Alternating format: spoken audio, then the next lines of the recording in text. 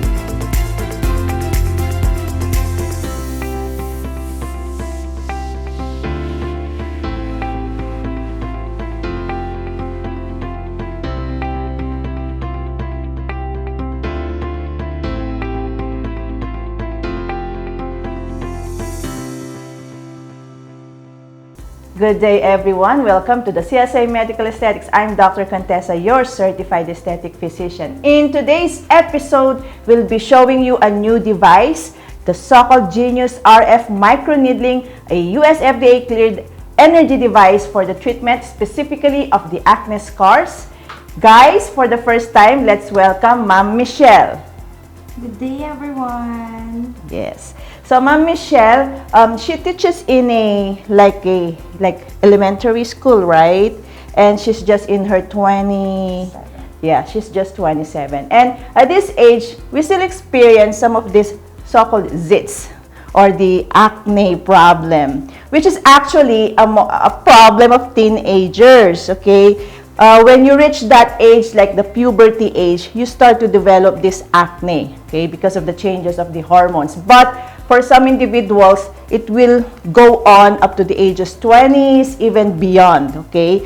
Usually, like 70 to 80% of the teenagers will have acne problem, but it will resolve eventually before the age of 20s or at the 20s. But for our cases of Michelle and I, we still experience the acne, like even I. I still have some of the acne right now. And, you know, acne is amongst women also a hormonal concern also. Like regular cycle, then we get this acne, okay? For Ma'am Michelle, of course, with her type of job, she's so overworked, right? Yeah. We were discussing a while ago, like they have several students right now, especially young ones, okay? I could like imagine how you can handle the little ones there. And then at night, you still come home and do your errands and still like for your family, right? Yes. And then the elevation also of the so-called cortisol or stress hormone also triggers acne formation. And the pandemic time, during the pandemic, it increased also this so-called maskne, okay? So the mask being an irritant to your skin. For Ma'am Michelle, I was assessing her, looking at her type of acne problem. It's still in the inflammatory type because she has this redness or erythema. So she has this so-called like a type of erythematous acne problem. May I ask, Ma'am Michelle, whenever like you're exposed under the sun or kind of like you're so upset, do you easily turn red? Yes, ma'am. I always experience that kind of situation. There you go. So we also have the so-called rosacea concern also. So with her type of skin condition, I think she also has the sensitivity. Like she easily kind of react to any topical creams that she would apply, right? Correct. So acne problem, sensitivity, rosacea, those concerns plus the acne marks. So we have to do something about that. We're not getting any younger. Yeah. Okay. That's why we have to treat it right now because she's into near the 30.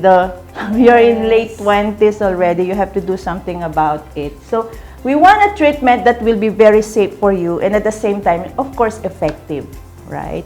And she's already doing some skincare, some topical applications that's anti-acne. But at the same time, we want to target also the acne scars, the acne marks. Okay, Ma'am Michelle? So, how do we use this kind of new device, the Genius? And how are we gonna be treating Ma'am Michelle for her acne as well as the acne scars? We'll show you when CSA Medical Aesthetics return.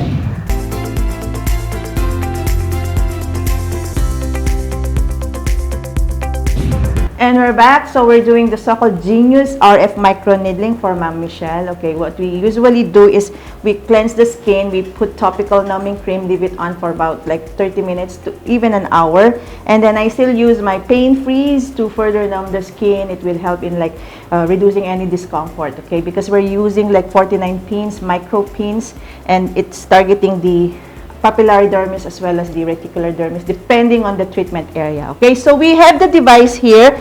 This is the so-called Genius RF microneedling. Actually, it's also an upgrade of the Infini that we had before, but this one was like they still modify the features of it because the machine, the device itself, is able to detect the energy that's being delivered into the dermis layer. It will itself be able to give the right amount of energy. It's not gonna make it over or exceed the correct amount. So it's kind of like a device that thinks by itself. That's why they called it Genius. Okay, so it has this screen here they call the GUI, and then we just press on the, because Michelle is our new client here, so this is like information from our client. So we have a female and she's in 20s. Okay, and phototype skin, okay, we are Asian, we could like classify her as like a phototype 4.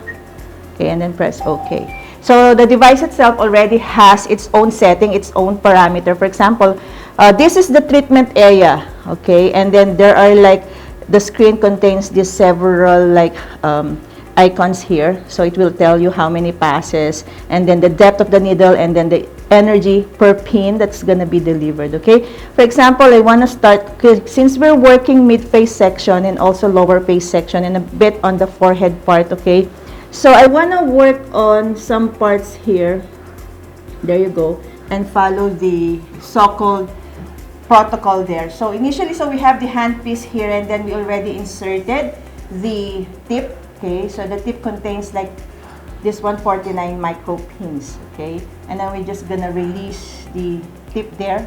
We actually have like this paper here. We follow, like for example, what will be the depth of the needle and what will be the needle energy, okay, for every pin that we have here. So we start with the forehead region. Okay, I'll stretch the skin here. I'll start with the right half. Okay, so Ma'am Michelle, just a tip here. Okay, and then we're gonna do a press on that one. How's that? Okay, so far so good? Yeah, good. Okay, so we'll continue with this one. So working on the forehead region, because I noticed with Ma'am Michelle, she has acne marks on the forehead section. Okay, so Ma'am Michelle, you've been using skincare already, right? Yes. Like your cleansers, your anti-acne, right? Yes. And the thing is, acne lesions will go away, but you notice that they still come back, right? Yeah. So it's like a cycle. Okay, so for those who are suffering from acne, actually there are like treatment protocols that we follow. Like I do follow like a certain algorithm for that treatment. For example, if we have like grade 1 classification of the severity or a mild acne problem, I usually start with my topical retinoids. And then if it's like a moderate with presence already of those what we call inflammatory lesions, pustular lesions, I combine with my antimicrobials.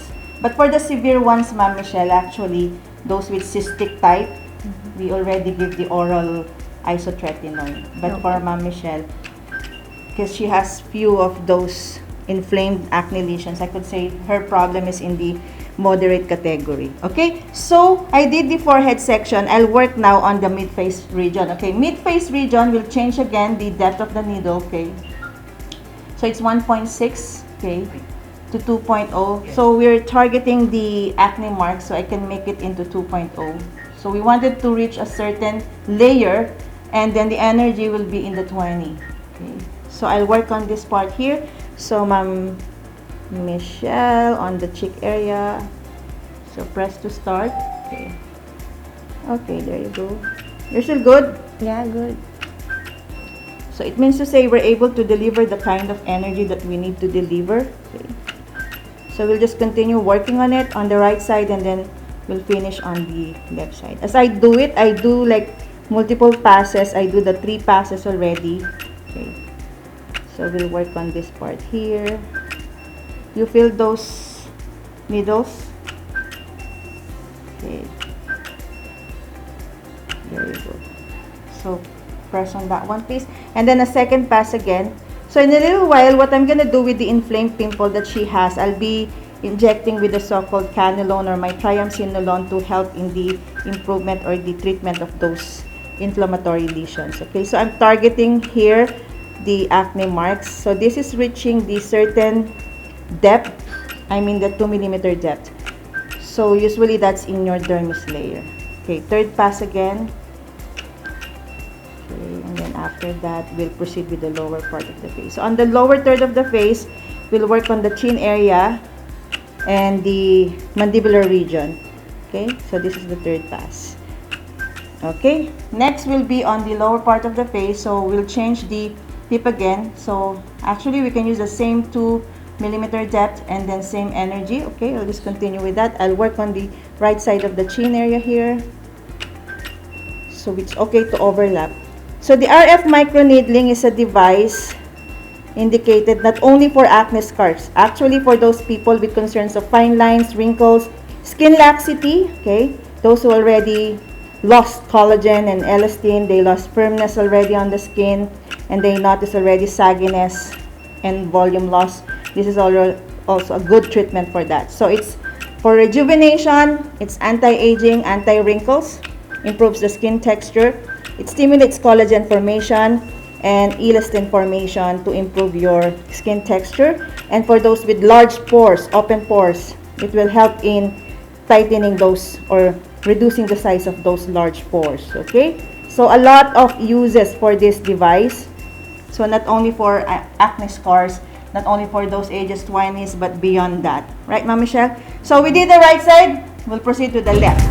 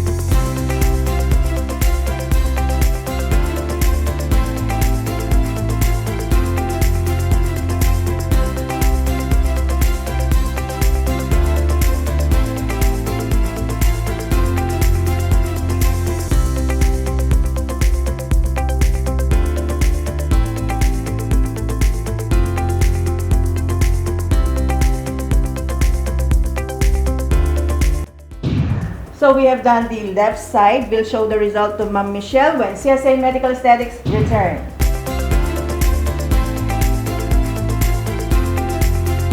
And we're back. So we have done the Genius RF microneedling for Ma'am Michelle. Okay, so we'll show the face of Michelle right now and expected to have redness or erythema because she has also the so-called rosacea of the skin, a certain sensitivity. So every after treatment of RF microneedling, we expect erythema or redness.